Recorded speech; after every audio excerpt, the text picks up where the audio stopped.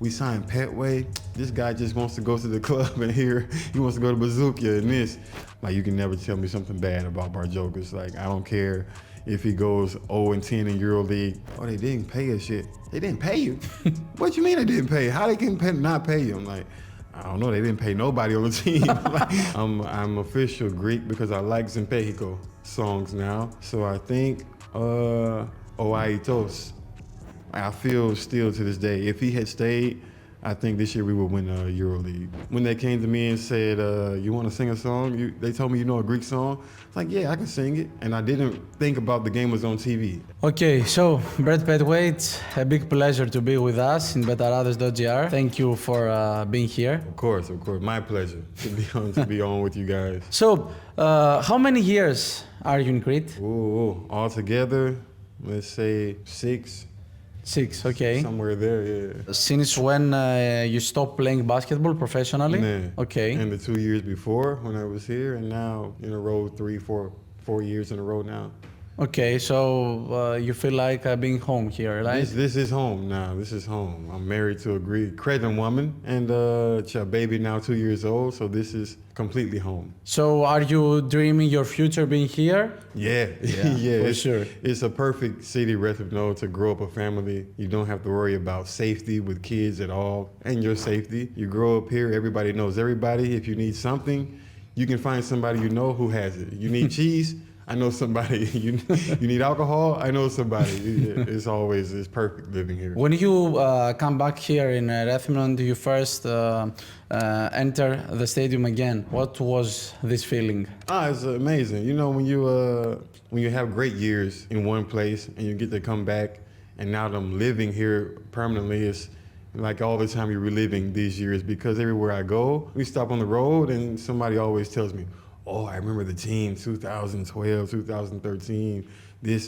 It's amazing. It's amazing to be here and to have those old friends and making new friends, because I'm back playing again. Yeah, I would like to ask about this. You start playing basketball again after 7 years, it's correct? Yeah, something like this, 2000. Why did you take this decision? It was easy. I always kept up with the team. I was here already anyway, and keeping up with the team. And when I saw they raised up in the category, I was like, I wonder if they will let an American play. And we were able to, with the president and some help, fix me a little bit when I should be Greek anyway. I think I should be half Greek now. I'm married to a Cretan woman, the most difficult women I think in Greece. So I should, I think, be able to qualify as a Greek, and they were able to make it happen. And it's amazing that I'm able to come and try to help the young guys, learn again while playing and be like a second assistant coach for Coach Koumelos. Did you miss the game? Big time. I was playing at Graciaco here, but it's different. When you get into the real competitiveness, you can't really release that in the Graciaco. Now with these games so official, definitely miss the camaraderie with the locker room, with the staff of the team. It's a different feeling. Are you still dunking? Yeah. As you did previous years? Maybe not so easy, but I'm still dunking. Yeah, the last 3 games now, the young guys say, oh, the old Pέτγουεϊ is back, huh? I said, no, the old Pέτγουεϊ is here. The young Pέτγουεϊ is not back yet. But you are also working not in the place that we were before. So why does a EuroLeague professional player is still working? You get bored. I get bored. I want to do some other things, of course, but while that's in the works, I get bored sitting in the house. Let me go do something. Get out of the house to just sit in and watch. You can only watch Netflix so many times. It's time to get out of the house and do something. But hopefully soon I'll be doing something like coaching when I finish playing, or something else with music. So to be like a coach, is it something that you have in your mind? Definitely. Okay. I'm getting ready to start going to the school here in Heraklion to take classes and get the certification, so I can hopefully be one of the first Americans here in Greece to coach a EuroLeague team. If I could help Koumelos to bring up Rethymno to the first division again, that would be a dream, to bring this hometown team like here, bring it up to the first division, and then see what happens from there. Sometimes, if I'm not mistaken, you're doing also another job. You are a DJ. Yeah. This is from young. From 2012, I was DJing here when we won games. I was going to the club and being a DJ, and now it's back again. My second love. It's basketball and then music. If I'm going to do something, it's going to be DJing or coaching. It's going to be one of those two for sure, where I can all day long be in the gym or all day long in front of my computer to make people dance, for sure. The song, the most iconic song, one of your choice when you are in the decks, on the decks? This song forever will get played by me. Fotim and Fotia. Forever is going to be in my rotation. But now, you know, I'm also with the old school and with the new school. People are surprised when they hear the Greek songs I know. I go from Sfakianakis all the way to Josephine. So people are like, you know this song? How? Nowadays, if you have to choose one song and to replace Fotia me Fotia, what would it be? And if you can sing it? You know, I like, I'm official Greek because I like Zempehiko songs now. So I think Oaitos is one. Oaitos. Yeah, oh yeah. When this so gets you know the song? I know the song, but I can't sing it right now. I need a few liquid courage to sing this song. Oaitos. This one. Πολύ ωραία. Ναι, αυτό είναι. Και δύο ζωές. Δύο ζωές. Okay. Yeah, I'm alone there, but I also, of course, like the fast stuff. But when the Zempehiko comes on, the drink go down on the floor, and I start dancing around. Favorite singer after Pánο Kιάμο? After Kiyamos, Antipas was always one of my favorites. Okay. But right now with the new school, I like Bloody Hawk. Oh, okay. I would like a cooperation with Bloody Hawk and Brent Pέτγουεϊ. It will be really nice. Yeah, man, we got to do that sometime. I would like to ask you because this song made it viral. Okay, but did you like all the situation that it was viral? Because you were a professional player, you were something more than this, and a lot of people are talking about the Brent Pέτγουεϊ that he's doing parties and he's singing. What's your opinion about this? It was. I think you were something more than this. Yes. It was. You know, it happened from pure luck because this is just how I grew up. My family is all singers. My mom was church, and she also played basketball. So this is my family: basketball and music. I couldn't sing so good, but I played the instruments for my family. So when they came to me and said, "You want to sing a song?" They told me, "You know a Greek song?" Like, yeah, I can sing it. And I didn't think about the game was on TV at all because this is what we do with my family all the time. We get together, we sing, we do karaoke. So for me, it was just like another karaoke Being party. with the family. Yes, yeah. After karaoke, you know, we sing. And after the game, my Facebook started to go crazy because then we didn't have Instagram. So my Facebook was going crazy and I said, oh, the game was on TV. And after, it was like, okay. But it didn't mind me at all. It was something I do all the time. And you still go play basketball. It's like this in America. In Europe, it's a little bit different. It's like, oh, you should be more concentrated on the game only. But in America, it's like the game goes. You can be serious when the game goes. After the game finished, go have fun. Yeah. So it was something for me, like you turn on this, and now I turn on basketball, just like that. Which mentality suits you better? I think the American one or the European? I think a mixed. Yeah, now the way I am now, I'm mixed. I'm completely mixed because I understand, like some American players come over here, they don't understand the culture first, and they don't understand why the fans will get mad that they saw them out 2 days before a big game.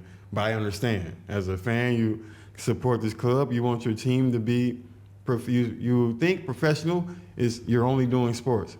But athletes, sometimes you need a release, and this is how many athletes release. They go out to release that stress because it's a pressure job. Playing professional sports, you have, you know, the fans of your club, you have money that you're trying to get for your family, and you're trying to play good so that you can get more money.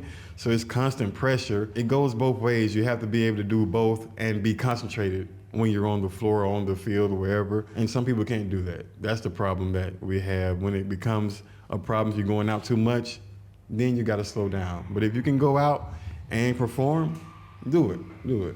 Whatever works for you, everybody's different. You spoke about pressure. It was some time, and you have spoke about this, that it was a difficult time. I would like comments from you about this, about the depression, about all things that the professional guys have. You were in their position sometimes, so... Yeah. You've seen, we've had a couple guys, unfortunately, to lose their life because of, you know, episodes when they're in depression. Like because of this reason, many athletes don't know how to handle. They don't have somebody to talk to because in the athletic world, you know, it's all about I'm the alpha. So the alpha feels like he shouldn't say he has feelings. Like we're not supposed to feel bad. We're not supposed to feel like down because people will say, "Oh, you're making this much money. How you feel bad?" And you're playing a sport and you're making this money, but no, it's about the other stuff that comes with all these playing sports. It looks like a glamorous lifestyle, but sometimes when you go home, maybe you didn't have the season you wanted or the game you wanted, and you get home and you're alone just with your thoughts, and you can drive yourself crazy for real just by thinking about, oh, I want to be the best, I want to be the best, and then you don't have somebody to talk to, so none of this emotions are leaving your body.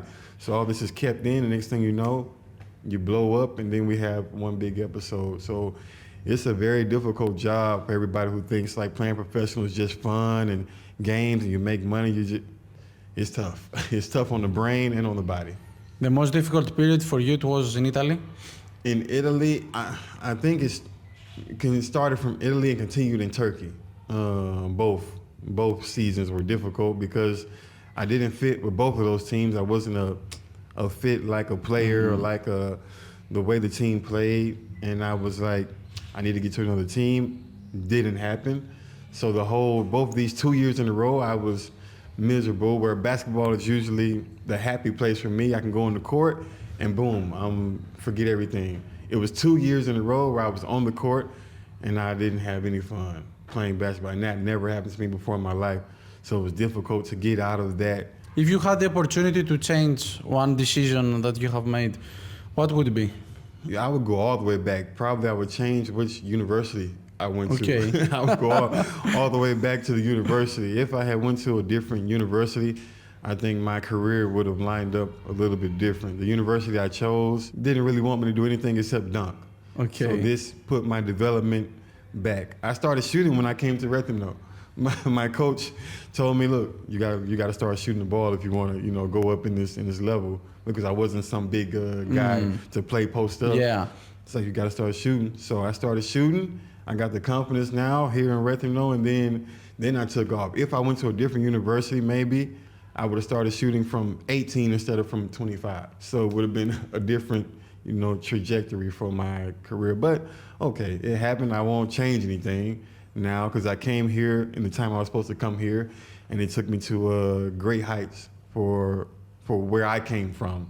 Never thought I would see the world. Greece, Italy, Turkey, where I'm from. It was like, you've been where? You've been what? What do they eat? Or people don't even know like where to find it. So it's still an amazing life I had. So everything happens for a reason. Exactly. If I didn't come here, I wouldn't have my wife. So there we go.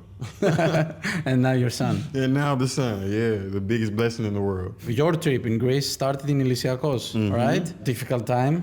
It was a tough, you know, it was my first year in Europe in general, and we didn't have, like I said before, we didn't have Instagram. We didn't even have, we were using MySpace then. So I got here the first day. It was my first time in Europe, no internet, couldn't call home for like 4 days.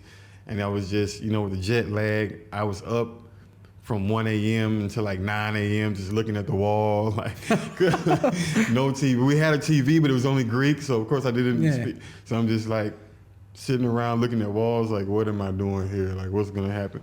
But okay, the season was okay again, where I met Koufos also. So like you said, everything happens for a reason. I played for him there. It just was unfortunate that I got injured. I had to go back home, or back to Greece. I actually ended up going. But I enjoyed, at least the fans there were very passionate. Izographu, very passionate fans. I liked it.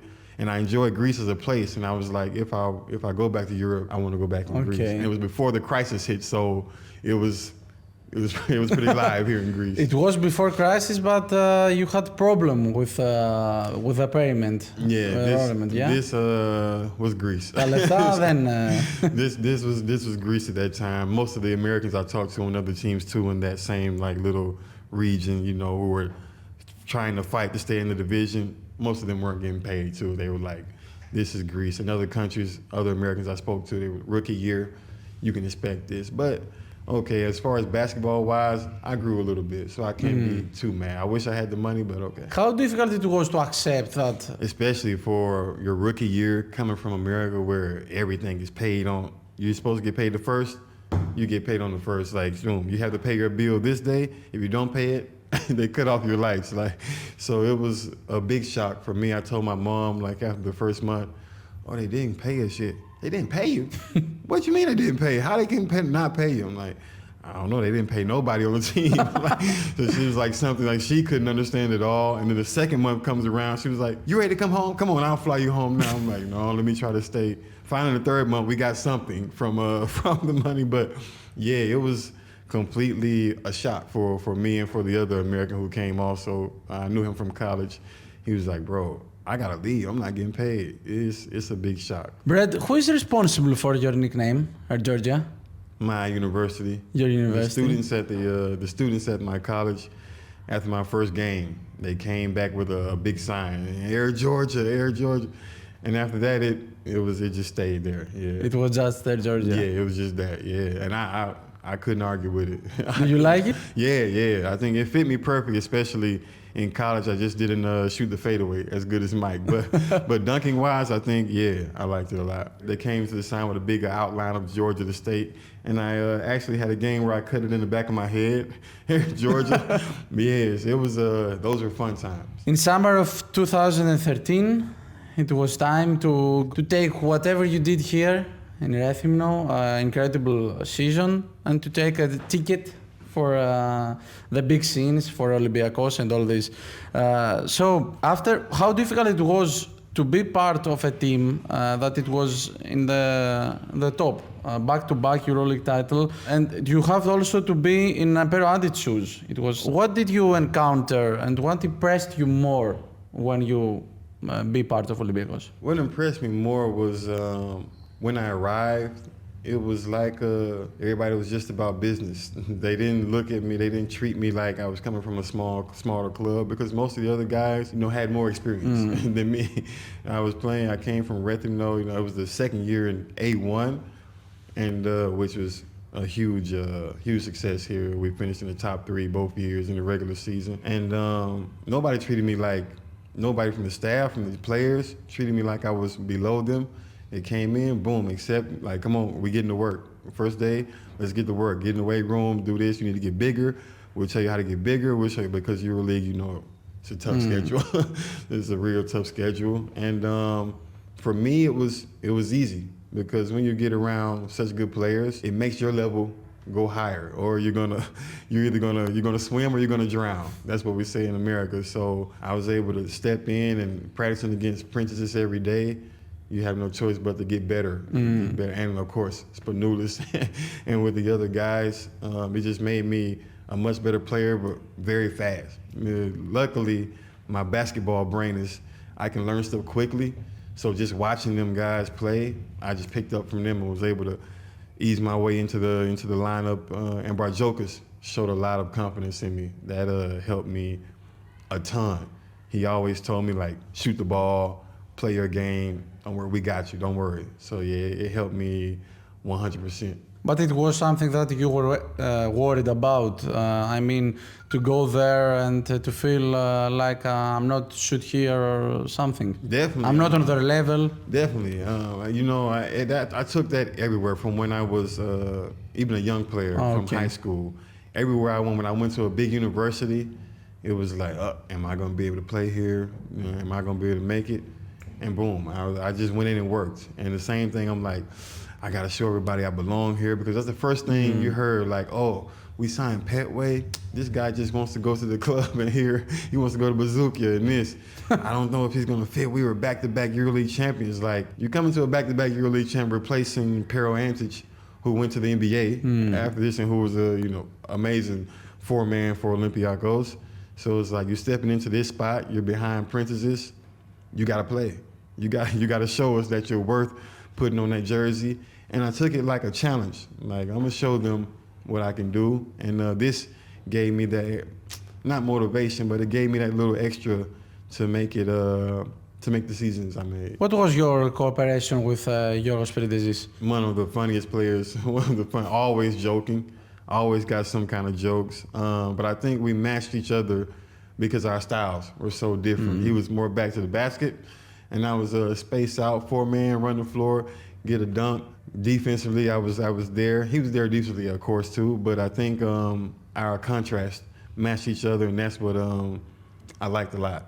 He come in, do one thing, and then when I come in, I do something else. So it kind of throws the teams off a little bit. They don't get the game plan so easy, I think. His cooperation with him, it was too much laughter. And on the court, it was perfect. Yeah, I suppose that you were a perfect duo also in the locker room.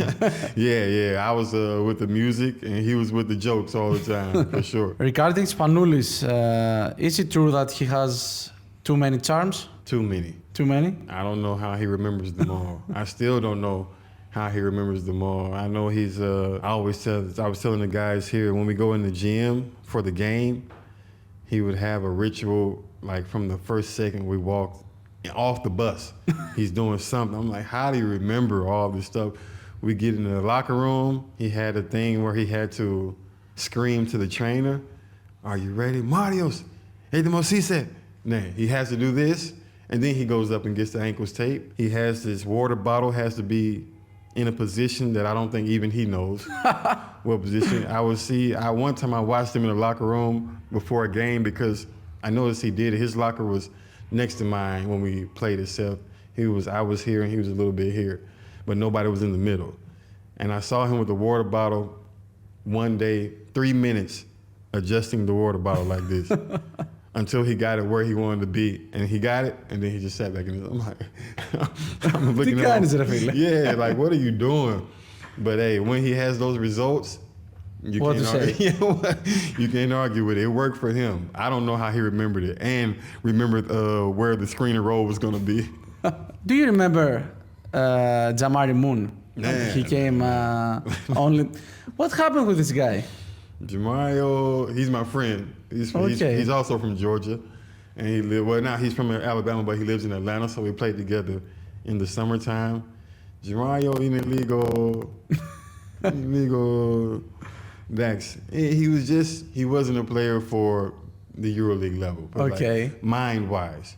Talent-wise, great. But mind-wise, we were playing one game, and a guy did a back cut on him and scored the layup. And the coach was like, Jamario, what are you doing? He was like, I didn't see him, coach. This is how Jamario was. Like, he didn't really care. If somebody scored, he was like, I'll score again, so don't worry about it. Just for EuroLeague, you can't have this kind of attitude. For NBA... Did you have any conversation with him to be the things are like this here? No. No. I was like, man, just go. Because I was injured at the time, for most of the time. So I think I only played one game. Yeah, only one game, and he left. And he left, yeah. But I was injured for most of the time, so I was like, I was telling people, man, that's just Jamario, bro. Like, that's how he gonna be, no matter what. He's cool, calm, all the time. When the equipment guy comes in, Jamario, where's your stuff? Calm down. I'm gonna give you my stuff. Hold on. This is just him all the time. Super cool, super calm. Nothing makes him hurry up. He's on his pace. So you spoke about Γιώργος Μπαρτζώκας. How about the collaboration that you had with him? And if you remember any conversation that you had, something specific as an advice or something like that? Yeah, definitely. Like I said, he always gave me 100% confidence when we would talk. And I just liked him as a person in general because he wasn't a coach who was like an Army general who only cared about basketball, if you can help him on basketball. If you were injured, he come talk to you. Some coaches, you're injured, they don't even look at you. You injured, he come, how you feeling, but really, you can tell he really cared. It wasn't like he's asking you how you're feeling to see when you're gonna come back. It was like he cared about how's your family. As a kid, this was him as a person. Like, first off, I really liked him as a person, but as a basketball coach, I wish he had the philosophy he has now back then, because now they switch screen and rolls. And I was out there hedging out on all these floors, so I was running like crazy. I wish we switched so I can play, cool defense, but okay. One time we had a conversation in the office when I was injured, and he told me, like, I was, because the doctors were telling me you might need surgery. And I was like, oh man, they're gonna cut me. They're gonna send me home. Yeah, and he brought me in the office. He was like, don't worry, we're waiting for you. And from this second on, like, you can never tell me something bad about Bαρτζώκας. Like, I don't care if he goes 0-10 in EuroLeague. he's still the best coach to me.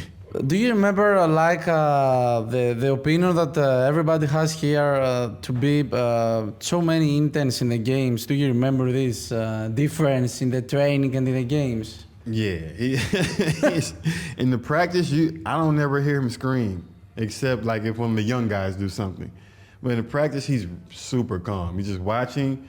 He'll correct something here and there, but never screaming. When the first minute of the game starts, if he was sitting down, if we lose the jump ball, he stands up. And he starts cursing it. But it's just that he's so passionate about Olympiacos. He's a strict Olympiacos fan, like straight up. So it's just he wants the team to win because he is Olympiacos and he would give everything for that club. So I don't know why you wouldn't want a coach who's so passionate about your team winning.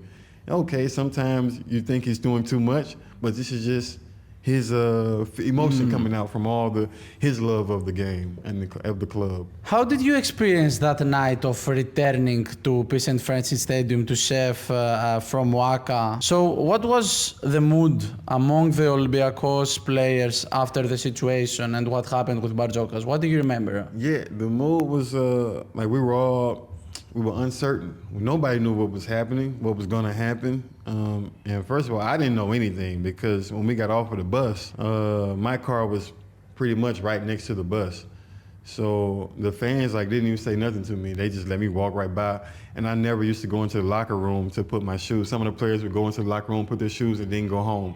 I'll just go put my shoes in the car and go home immediately. So I didn't see anything. There was a meeting, not a meeting, but after all this, the same night, after all this happened, they talked in the locker room, but I was already gone. So I came back the next day, and in the locker room, I felt like it was kind of off. And I'm like, oh, what's going on? They were like, man, coach told us he don't know if he's going to stay. I was like, what? When did all this happen? Like the fans are going crazy. So I didn't see any of that. Like I didn't know anything that happened because I went and got in my car, and I was like, let me get out of here before they see me. I was like, I got lucky.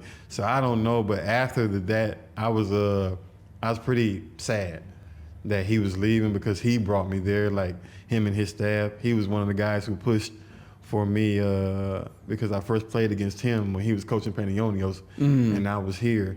And he was like, oh, you're one of my favorite players. One time he told me after one of the games. So I was kind of like, damn, if he leaves, I don't know what the next coach, if I'm going to play, what's going to happen. So it was tough for me to see him leave, especially like that after a tough loss. And I think it was kind of premature. I feel still to this day, if he had stayed, I think this year we would win the EuroLeague instead of we lost to Real. But I think that year, if we had kept Bardzokas, I think it would have been a little bit different. It was something like unfair. Yeah. What happened? Yeah, complete 1,000%. Because emotions are high after you lose a game like that when we were in front by 7-8 points with 2 minutes left. Emotions are high after those kind of games, and sometimes you have to stop and just let the emotions come down before you make any quick decisions. And I think the decisions were just made a little too quick. If we had waited a couple of days, let everything calm down, I think it would have been completely different. And then Coach Sfαιρόπουλος came, completely different coach from Bardzokas. Yeah. What's your opinion? This is a completely different mentality. He's a general. I come in, we doing this, basketball. That's it, bye, go home. Again, same thing. So it was great coach, again, another great coach, but just a different style, of coaching where it's, I'm an army. Like, we doing this, I don't care nothing about nothing outside the court, it's basketball, okay, now that's it.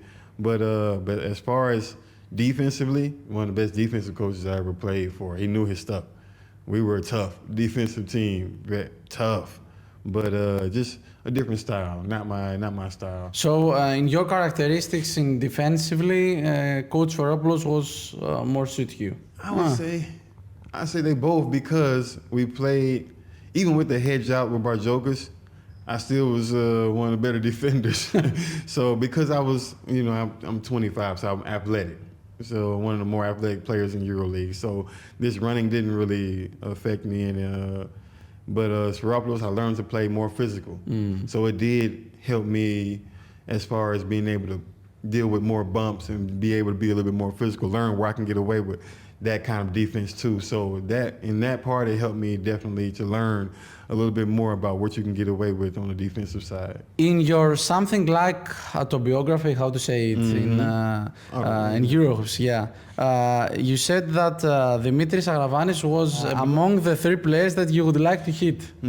If you was okay, now the guys know me from practice, and when you have teammates, there's a way you play hard without being on the line of injuring somebody. It's a way you can play, hard defense, and you're not going to hurt them. Okay, I'm going to play. Okay, you have the layup.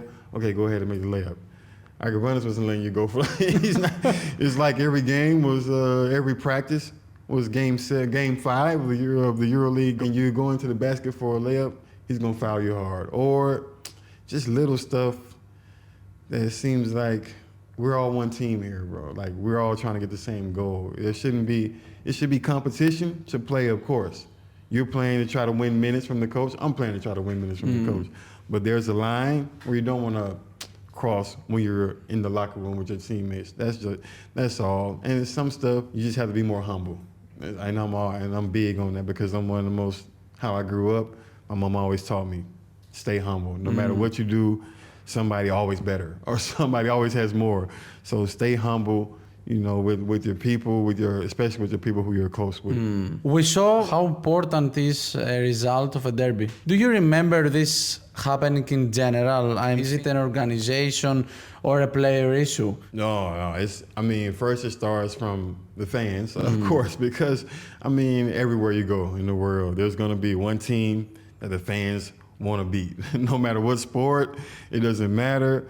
So from the fans it starts, and from how the clubs came up also, and which clubs are usually competing for championships. When you have these same 2 clubs who are competing, like it was with the Lakers and Celtics. These 2 teams know they're going to meet in the final.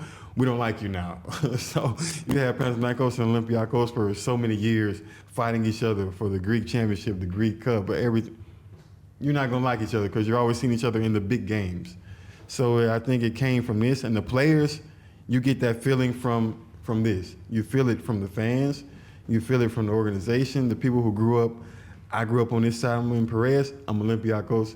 You feel it going around the city. Even where I was living in Glyfada, I'm Olympiacos. We got to, can we beat them? So it's all the time. So you get that feeling and you start to internalize it too. And it's tough sometimes to not get to be part of this. To not get too hyped because this can happen. You get so hyped for the game that you start you make yourself freeze. So you have to be able to balance it out a little bit where you're not making yourself stuck or you're not too hyped where you're fouling everybody and you're out the game. Yeah, but it's a great, amazing feeling when you go, especially to Oaxaca, and you make a big play and you hear the crowd go. That's amazing. That's amazing. Brett, why did you stay longer with Olympiacos? I don't know. Still to this day, I say if I feel like I had injured my shoulder, but it was a kind of a discrepancy about if I needed surgery or if I didn't. My doctor told me no. I think they felt, Olympiacos at the time felt maybe I needed. And with my manager, we didn't get a solution together to talk with them, to come down and sit with them and say, look, I feel like this. How do you feel? We didn't do this. I think if we had done that, maybe I would have stayed probably longer. I think it was a communication thing. We didn't communicate from our side. They didn't communicate what they wanted. I think that's the bottom line, which breaks up a lot of things. Communication is key. Yeah, but why you weren't part of EuroLeague after Olympiacos? This is when you have 2. We started in Sassari in EuroLeague. Of course, the team in the locker room was bad. We had players fighting about the ball. Nobody, this player wants 20 shots, this player wants 20 shots. So you end up going 0 for 16 in EuroLeague. You go down to Euro Cup from September. From the training camp start, I told them, I don't fit with this team, let me leave. They didn't want to let me leave. So when you're in a place that you don't want to be, you're not going to be able to work good. I didn't have a good season. Went to Turkey, again, the same thing. Didn't have a good season. So if you have 2 sub seasons in a row, of course you're not going to get picked up for EuroLeague no matter how good you were before, or how it's about what have you done lately in sports. Okay, that's how it worked. So it's a matter of timing and a matter of choices. Yeah. To have also around you people that can understand you. Mm-hmm. Do you agree? Yeah, exactly. You have to have your manager, your agent, has to know what are the good situations for you, like a player. And then if they see something's not working, you got to try to get somewhere where you can work. I mean, you've seen it plenty of times. A player plays in one place and it seems like he's amazing. Then he goes somewhere else and you think it to be, and he's not so good.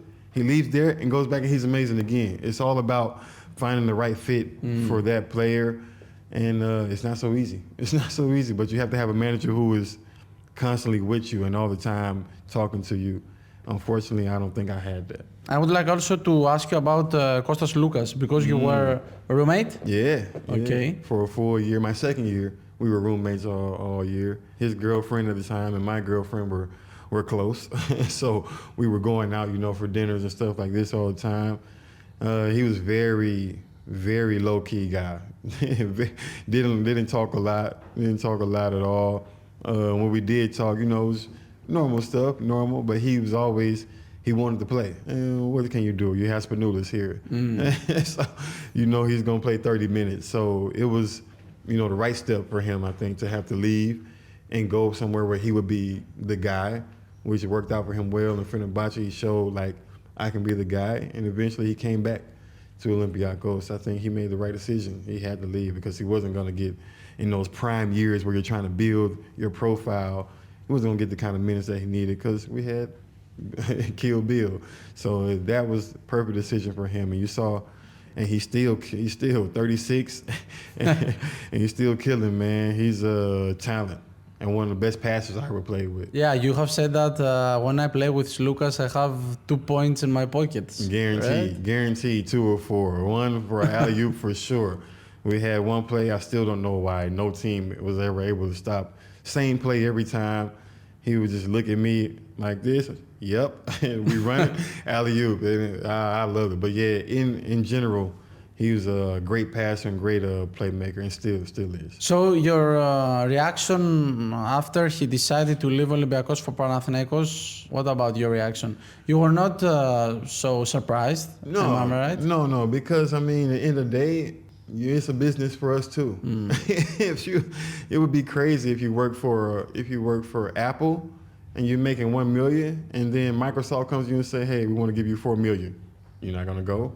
Of course you're gonna go. Even though I like Apple, okay, I have an Apple. Microsoft gonna pay me $4 million. I'm gonna go over there. It's a business and he has a family. Okay, I'll make as much money as I can. Why? Because you never know. Any injury, you can be done, and now you're not making any money, or you're making much less than you made. So you got to go and make your money as a player. I know it sounds tough, and people want you to be loyal to your team all the time. If somebody's going to pay you so much more money, you're going to go. But maybe it was not only matter of money, also role. Yeah, I heard people, maybe he didn't get along with Bαρτζώkas. I don't know about this. This I can't speak to because I wasn't in the locker room. So I'm not sure. Everything else for me is just rumors. You never know what goes on inside for real. 100%. You hear one side, you hear another side, and somewhere in the middle is the truth. But yeah, maybe it has something to do with I want to be more of this, I want to be more of that. But for me, if somebody puts that kind of paycheck on your table, it gives you a little extra. Makes the decision pretty easy. Do you believe that if the final of 2015, 2015, has been held elsewhere, do you believe that Olympiacos could be the winner? I'm gonna keep sticking to it. I just think we needed a different coach. If we had kept, because Bαρτζώkas put that team together, and the staff there put that team together. I just think it would have fallen out a little bit different as far as locker room feeling. We were half the players, a little bit more than half the players didn't really prefer the coach. Let's say that. It was a lot of players who were like, this coach I don't know about this switch, So I think we had a coach that we all wanted to play for. Maybe something comes out different. You have a little bit more, luck comes your way a little bit more when everybody's on one page. Do you have to share with us any story from the Final Four? I mean, the semifinal game, I remember somebody, either Prentice or Spinula, saying like, guys, we can just keep this game close.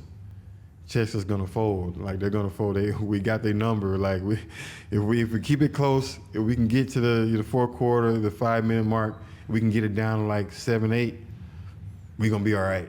And sure enough, they were up. Slowly started coming back, and all the way Kill Bill woke up, and we came back and won. It was just one of those things that you're sitting there, you're there for the moment, but you can't believe it's happening. Like, I'm looking at the score like, yo, we coming back. Yo, oh shit, with 2 points. Oh, we about to win. Yeah, it was one of those moments where it's like, man, I can't believe that happened. I was a part of a comeback like in a big stage. It was amazing. Just being in the Final Four in general, though, like a good experience. I wish we could have won it. Outside of basketball? Outside of basketball, it was crazy. I mean, in the hotel room? Yeah, it's crazy, man, because it's one of the times where you see media everywhere, fans everywhere. You're in the hotel with all the teams, so you're walking around, you're seeing these guys you want to compete against. It's just a real cool experience. It's surreal. Like I said, I didn't expect to be there. 2 years before, I was just hoping to be on the Euro Cup team. Like, maybe and now I'm in the EuroLeague Final Four, so it's fun. Did you ever get bothered by the popularity that you gained outside of whatever happened? Man, it was just funny for me. It was funny and fun because, like, no matter what game I had or whatever I did, they would always say, "Hey, good game yesterday. For team and Fortia." No matter what, it was always gonna come to for team and Fortia, and it's like, I play basketball too, right? Like for Olympiacos. Yeah. But it's something I got used to because even from high school, America's a little bit bigger and different. So from high school, we had games on TV. So you get kids saying, "Oh, I saw you on TV" from young. So it's not something. It wasn't new to me to have people recognize me in different places. The trip closed as it began, I think, something like that. In Aris, you, in a bad way, money owed, heavy defeat from Prometheus, an intense with fans. So how was this feeling? Yeah, I mean, again, it was like it's one of those times where we're human, and I was in a bad mental place because I hadn't gotten paid for 4 or 5 months, and I was playing through injury with my Achilles. I was injured playing through that, practicing, playing, and then you hear, from the stands, bad stuff or something about your mom. And it was just that second, it was the wrong time for me to hear that. Normally at the games, you don't hear because it's all noise. But sometimes just one voice sticks out, and I heard it, and I was like, you know what? I'm not going to let this fly anymore. Got up, okay, it happens. We're humans. Something I wish I would have controlled it a little bit better because, okay, they come to the game, they're going to say, people are going to talk. But yeah, it was just, it was a bad time for me because I wasn't enjoying, again, basketball, unfortunately. But yeah, I think it was just like, bro, y'all got to understand that these people that y'all shouting at are also humans. They're just like you. Yeah. And they're not just like machines that they're supposed to make every shot, do everything perfect every time. Even though they practice like on this, you go to a job and you see somebody who makes a coffee. They don't make the perfect coffee every time. Somebody's gonna complain. You don't go up and shout to them like how terrible your mother is, this and that. Like, no, why on sports you do this? Like, they go to the worst stuff can come out of humans when they go to see a sports game, and that's what I don't like sometimes. Sometimes I think that we forget that there is a face behind the athlete, and there is a human being. And Exactly. Or if you see me in the street, you wouldn't say that. Yeah. This is my thing. Okay, tell me what you would tell me in my face. If you would say it to my face, then okay, say it now. Or at least just keep it about me. If you keep it about me, I got no problem. Once you start bringing in people's families, then there's like where people you see. Most of the people get more animated because like, keep it about me. Okay, I'm the bad player. Say me, but don't say the mom like this. Yes. You are right. What was, Brett, the most spectacular dunk of your career? Well, in Greek league, I'll say I had one alley-oop in Owaka. They don't like it. But it was... Windmill? No, it was an alley-oop over Fotis. Okay. Yeah, Marty Collins stole the ball or something. He threw me an alley-oop, and I caught it over Fotis, and I surprised myself when I dunked it. I looked back at the bench like, and you heard, and this is one of the times where you heard the crowd go, oh, they you can tell they appreciate it, but they couldn't, of course, they couldn't clap or something. But it was like when we came back here from Olympiacos, we came to play here in Retino, and somebody stole the ball, and I did a windmill here for the fans here. So those are two of my like better, the ones I'll remember always. You remain very active on Twitter about what happened in Noaka with Lesor and Baldwin. Yeah, I agree with Lesor 100%. Like any team, I said there, any team I'm playing for, if somebody comes to try to stand on my logo, I'm gonna do the same thing he did. Like, get out of here. You can go celebrate over there, but you're not gonna do it. You're not gonna disrespect my club. Like, even if I only played there for 1 month, it's still I'm supporting. I'm representing this logo, this team. Like, get out of here. And I think any athlete would also do the same thing. And I think Baldwin understood. Like, okay, he got his right to push me on this. If you had the opportunity to take one guy from from every EuroLeague roster that it is right now and took it to your team, who would be? I think I'm gonna take Fournier.